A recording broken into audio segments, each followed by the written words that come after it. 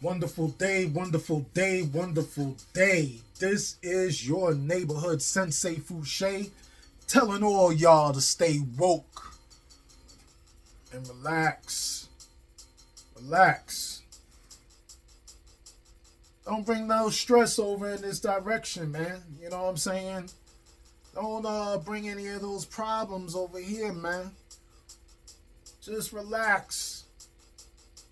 Calm down your mind. Start to meditate into the process of enlightenment and take some notes. You dig? I'm going to jump right into my subject heart of discussion and conversation because this is something that is always on my mind, man. You know, one thing I mentioned in my history and my earliest history is with a specific relationship that was extremely close in I wouldn't say a recent past, but a past. And not a long ago past, but you know, just a general past. And one thing that I used to always state that became an extreme irritation is when nothing is ever enough. You know what I'm saying? Like, people are just so lacking in the aspect of gratitude. You know what I'm saying? Nothing is ever enough. Like, you're never satisfied no matter how many of these possessions or how much of these possessions or possession you have. And when I singular possession, I was simply making a specific reference according to what we call or label money. You know what I'm saying? People are like, yo, you know what I'm saying? I can't wait till I get rich, or I want to be rich. You know, if I'm rich, then, you know, everything is going to be all right. You know what I'm saying? And that's not really true. Like, are you really mature enough to have that amount of money? What would you do if you were to have that amount of money? Like, that's the first question, but they'll speak in their immaturity immediately before you even, you know, fathoming any kind of questions in your mind in relation to their statement. Because they'll start talking about, you know, buying these expensive cars and going on these expensive trips and balling out at, you know, the strip club if you want to get really generic dumb. You know what I'm saying? Just buying out the club, you know, buying the most expensive alcohol, you know, chiefing it up, you know what I'm saying? Like, just throwing money away. And I was one of those people, you know what I'm saying? I was sharing with a younger lady today. She was working behind the counter, and just in observation and making, you know, friendly small talk, she had like a little bear charm on her necklace. And, you know, it had some, who knows if it was actual real stones or zirconia. I mean, it really didn't matter.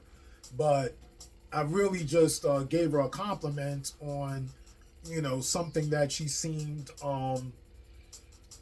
you know, real simple as a form of exterior expression, you know what I'm saying? Or just what we would call an accessory, you know what I'm saying? An accessory item to wear amongst, you know, your clothes to, you know, give some form of sensation or good feeling. So anyway, I was telling the gal, you know, I don't do that anymore, and I used to be the dude. And anybody that goes way back, I used to have 9 rings on my fingers, man, except for the marriage finger, because I was never married or had the intention specifically at that time to get married. So I never even really wore an engagement ring or anything like that. You know what I'm saying? And I used to always drip down with 3-4 chains, you know, bracelets.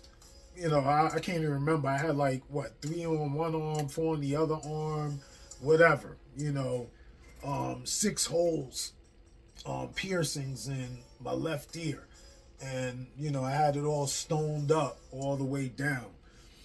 You know, and that's how I spent my money, as well as the excessive alcohol use, man.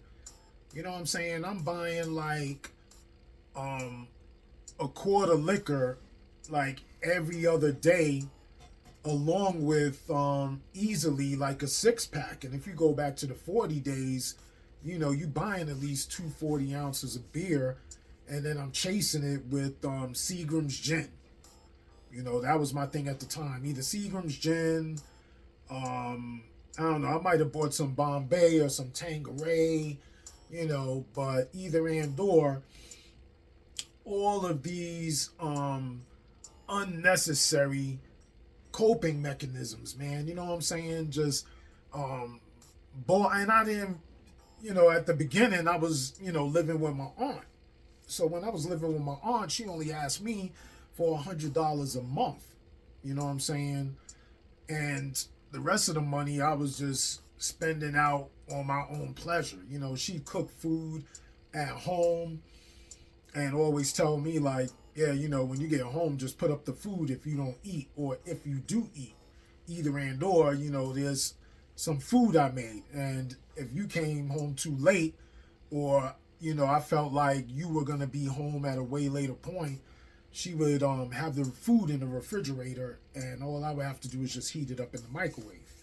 You know what I'm saying? But I just remember how much money that I used to burn. And then when I had my not only alcohol addiction, but then when I developed the cocaine and crack cocaine issue, then it was just burning money into these negative coping mechanisms, destructive coping mechanisms, and just always 2 steps behind when it came to economics and income, and being able to handle my finances specifically, and even more so in a interdependence. You know, someone else has to go above and beyond, because I always have to, live by these excuses as to why I don't have, and, you know, if I had more. But in the psychology, the more that I would actually have with that immature mind state, that would just be more money to burn into those negative, destructive coping mechanisms, or into those habits. So all that being said, the topic of this conversation simply relates to: people are not broke. They are psycho-monetarily crippled.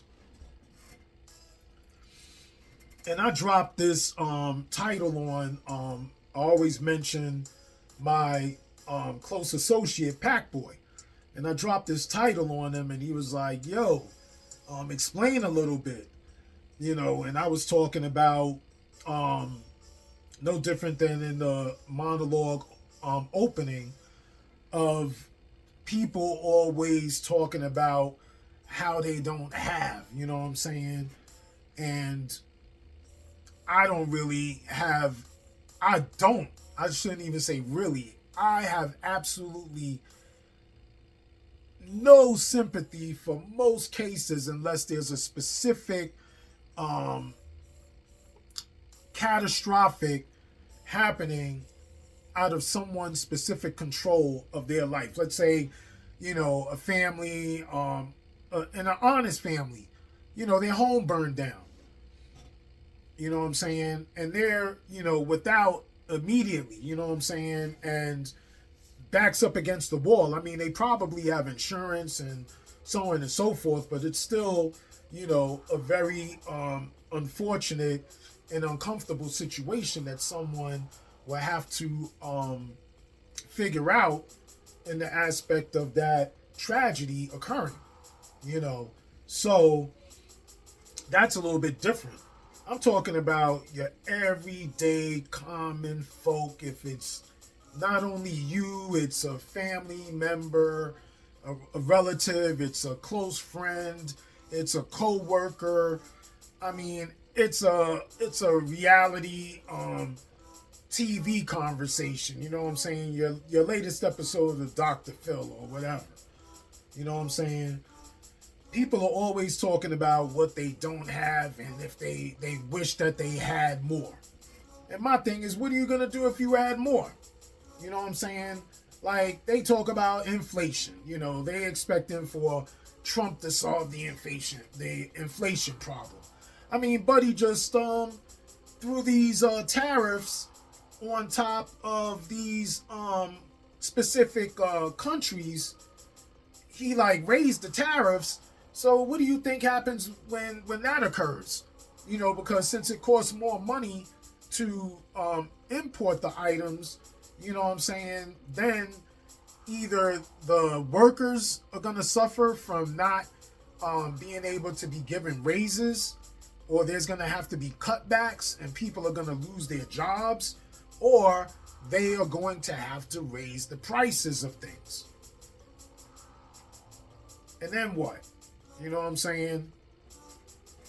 At that point, it is what it is because of certain choices. And these choices created a reality which is in the now existence. And you want to complain about what you don't have still and blame other people or other things when you had a primary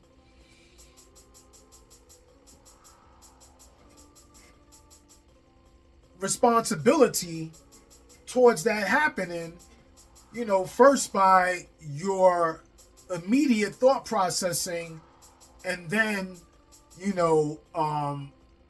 congregating with a whole bunch of other like-minded people such as yourself. You know what I'm saying? You go to a restaurant, you can't tip.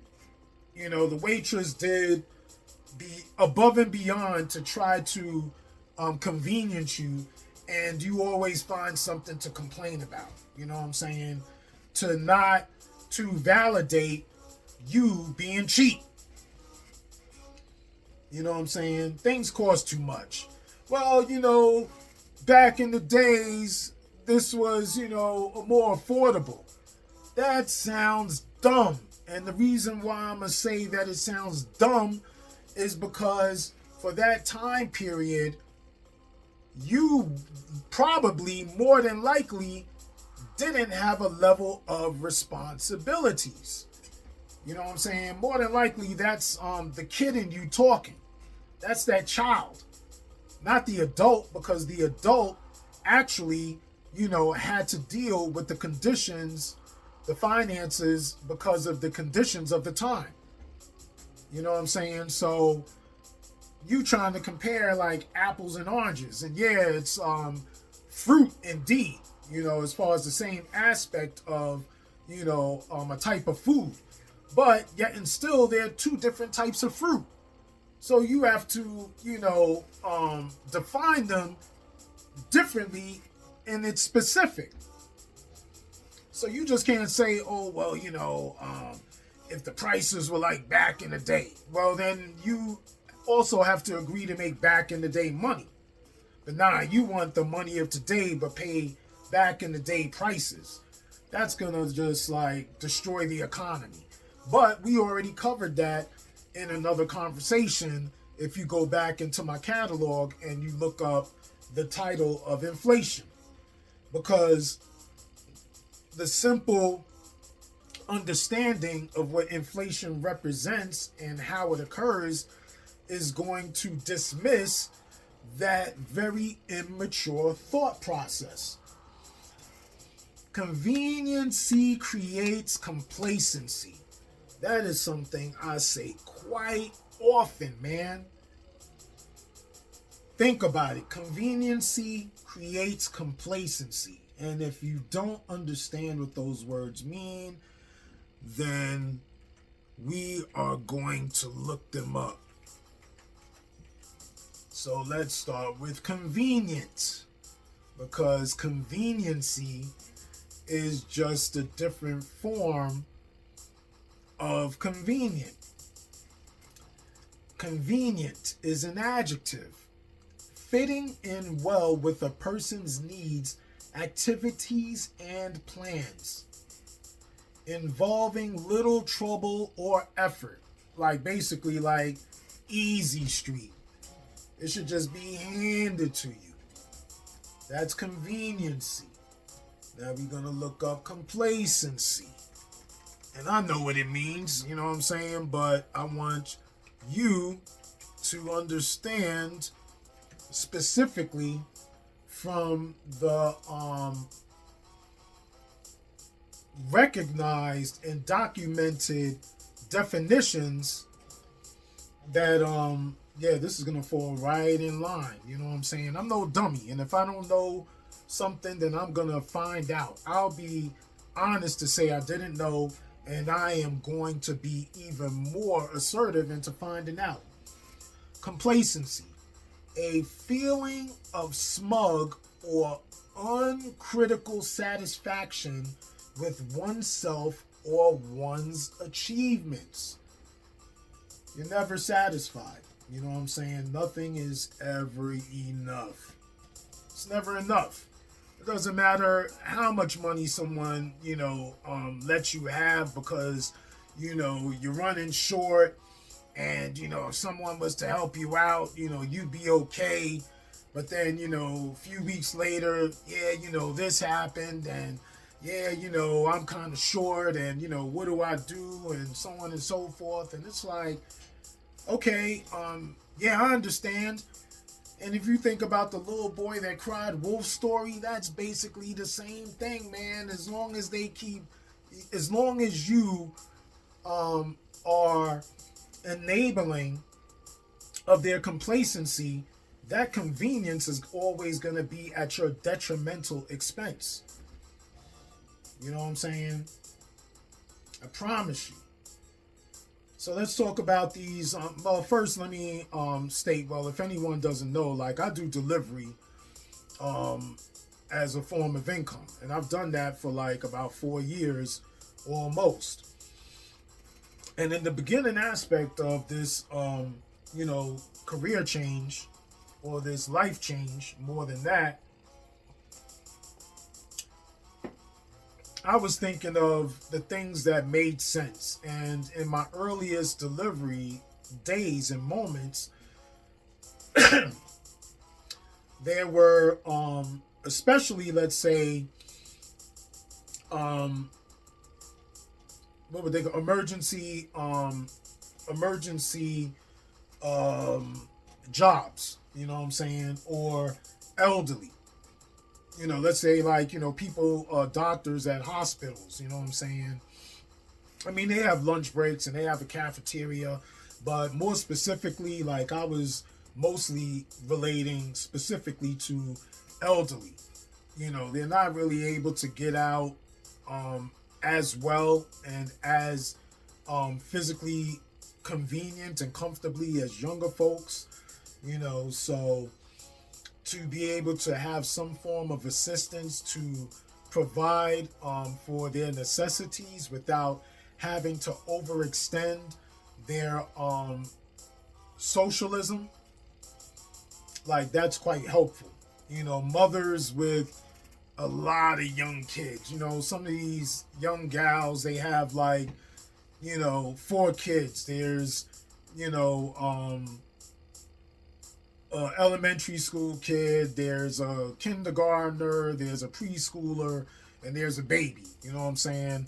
And we all remember from us old school people, you go to the supermarkets or these department stores, and these ladies have to bring their children with them, and the children are unruly and running all over the place, and they're loud and disruptive, and the baby's crying. You know what I'm saying? Like, yeah, you stay at home and manage like those young family members, and then people like myself provide a service that will complement that completely. You know what I'm saying? And that's awesome. And I feel very humble when I have those experiences. You know what I'm saying? But then I have the stories like I went to a Mexican restaurant. Well, before I went to the Mexican restaurant, I went to the coffee shop. And we're going to say Starbucks because that was specifically the business of preference for this customer. So I go to Starbucks and I drop the order off at their door, take the picture to verify the order completion. And as soon as I turn around to go back towards my car, the app delivered me a follow-up order. So I started looking at the order, itemizing it on my phone right when I accept it. And I'm like, man, the restaurant that I have to go to is right around the corner. Well, it automatically stated what it was. And then when I look more specifically to where the order was going to be going to, it seemed like it was right around that location. So I get in the car and I click on on a specific selection, and I'm able to go into the aspect of where the order is going to be dropped off at specifically. And I see that the order is going to the same exact address that I just dropped off.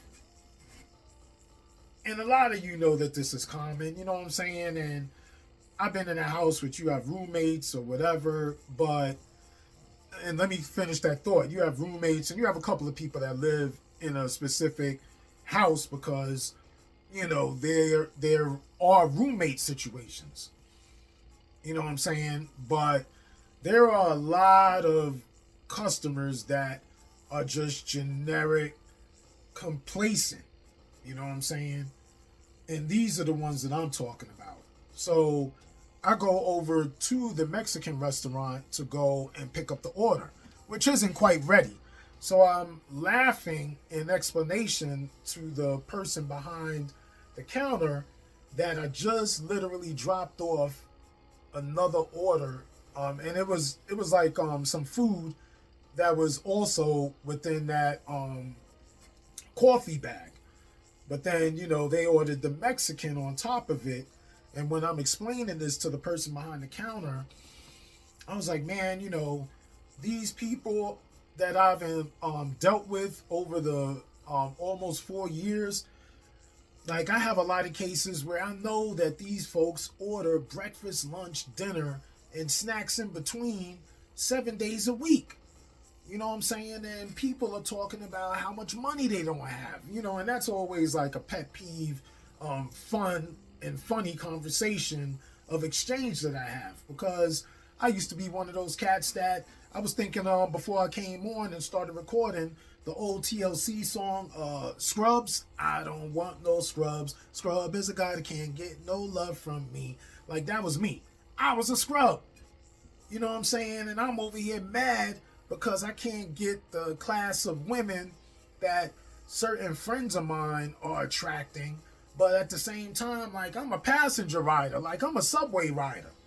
You know what I'm saying? And on top of that, like, I would waste my money on generic dumb and then either have to, bum token fare from one of my buddies or one of my coworkers because they felt sorry for me with me not, being completely honest about why I don't have any money to pay for train fare or I have a weekly pass.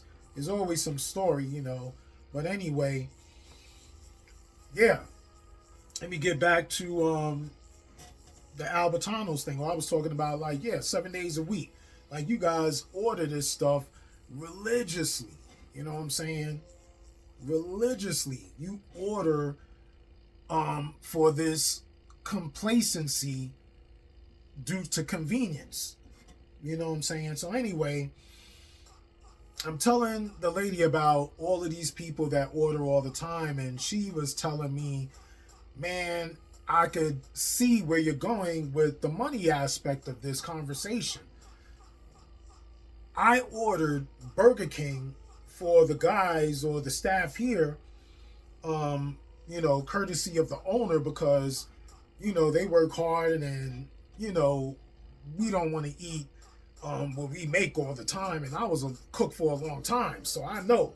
I'm like, man, I cook so much of this stuff at my job, like I'm not in the mood for such and such. Like, I worked an Italian station for an extremely long time in Atlanta for 5 years. Like, you take me to a restaurant, the last thing that I'm going to order is pasta, because that's all I make and I bring home whenever I feel like it. You know what I'm saying? So anyway, she orders Burger King for them.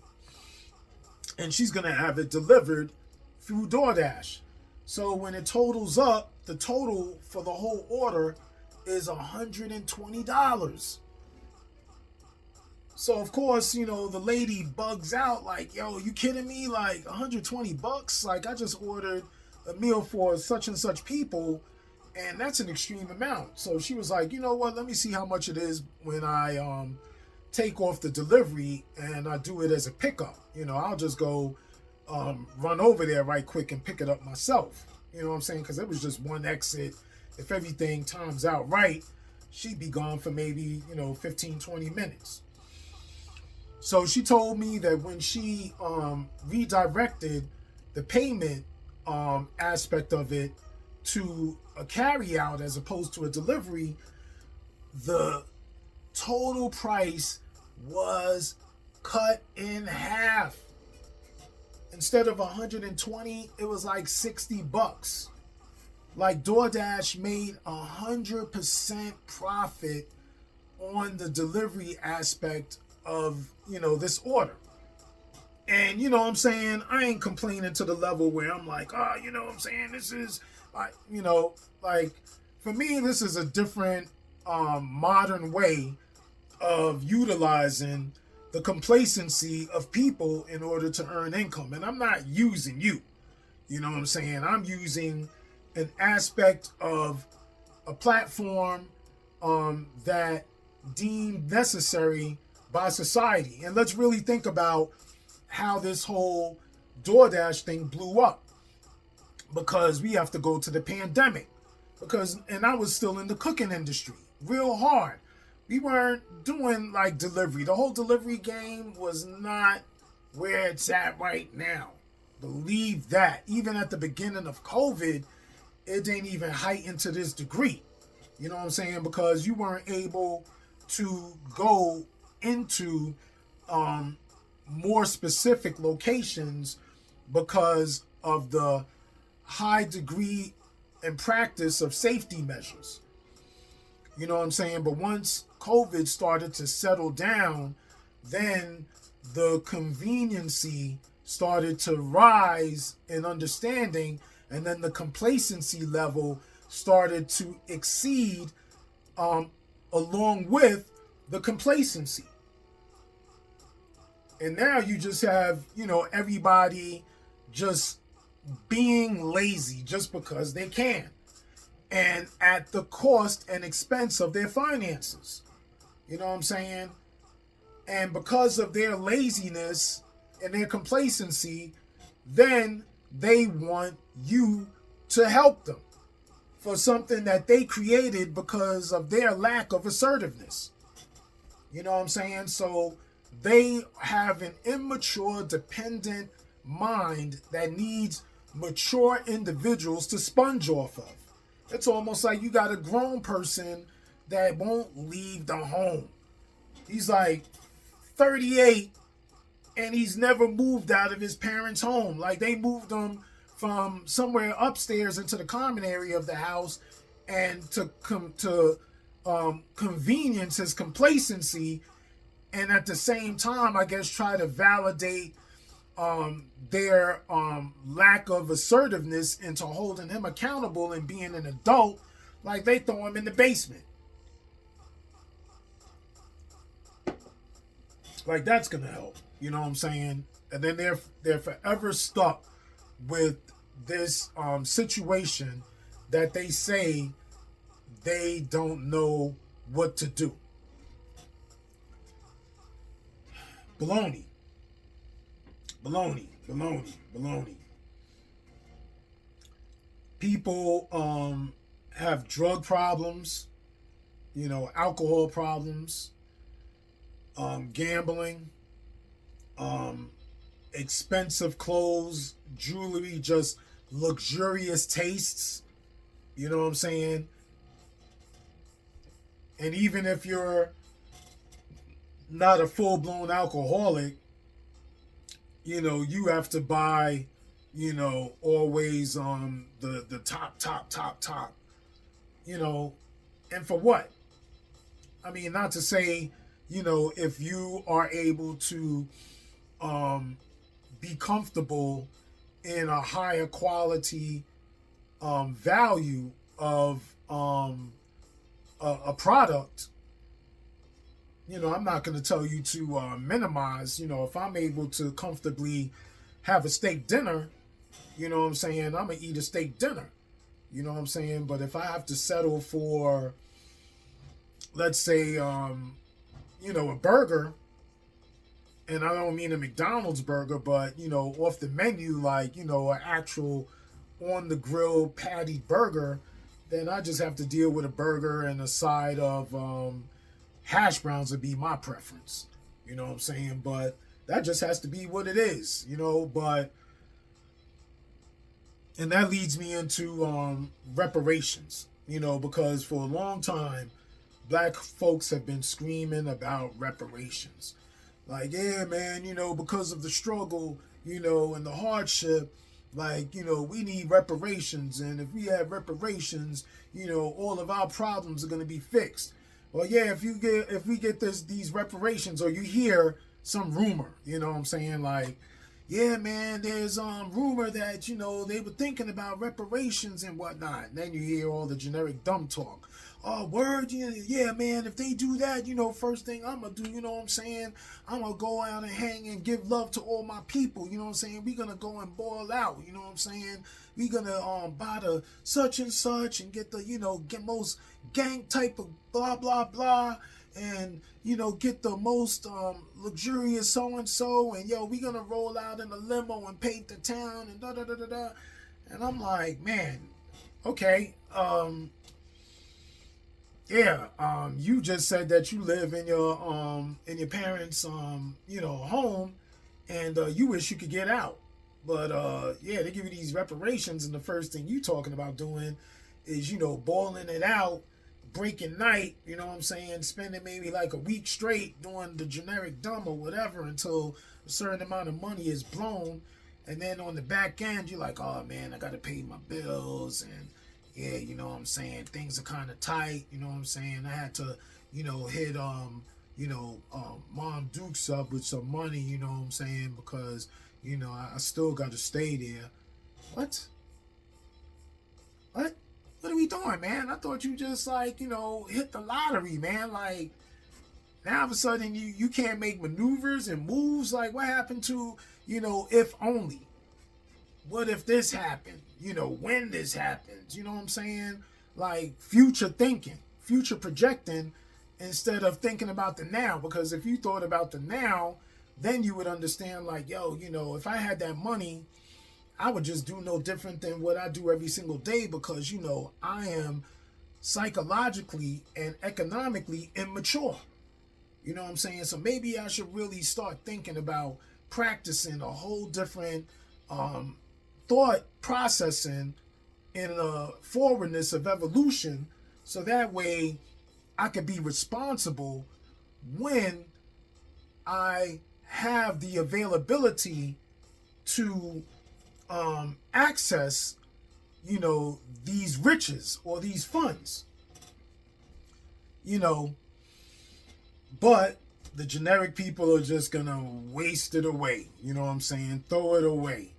They always have an excuse. You know what I'm saying? They burn their money on so much luxury and things of complacent nature, superficial nature, and have high levels of dependent conveniency in their constant and consistent thought processing. You know what I'm saying? And they always talking about what they don't have and if you could help them and if only, so on and so forth. And I'm like, man, from a dude that was on crack, stop it. You sound like a dummy, man. You know what I'm saying? You sound like an addict. And you supposedly like a good person. You know what I'm saying? You supposedly clean. You don't drink. You don't do any drugs. Well, what's your real habit? What's your real addiction? You know what I'm saying? Because you're trying to validate your lack of and then try to, minimize your deficiencies and try to throw someone else's story under the bus and expose them to be more correct of where I was trying to go.